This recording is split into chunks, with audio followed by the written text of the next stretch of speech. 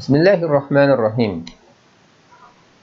G'ulam Ömer Bayavandagi Gulxon nomli kitobida bunalarni yozadi. Biz Abduqodir Domillamning so'zlarini unutib qolyapmiz.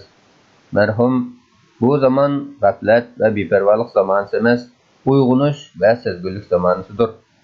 Jahillik va nadillik davri emas, ilm ma'rifat davridir. Susluq va bekorlik vaqti emas, tirishish, g'ayrat vaqtidir. Başqa millatlar ilim və mərifət sayəsində avad uçub pərvaz qılmaqda. Su asıda bolsa xuddi quruqluqda yürgəndək erkeği üzüşməkdə. Biz texi qəflət uyqusu yatmaqdımız. Uyqu bolsa ölümnün buradiri və muqaddimisidir. Bu halatda daim uxlamaq, yo'quluş və ölüm yoludur. Degan emasmi? Bu sözlər aytilgani nekem. Domillam şehit bo'lg'ulimi 10 yil bo'lib qoldi. Bizdan uning so'zlarining qimmatini bilganlardan qaysi bordir? Uni to'g'ri to'niganlarning bu degandek harakat qilish surati bo'lmadi. Mana bizlar shu jumladanmiz.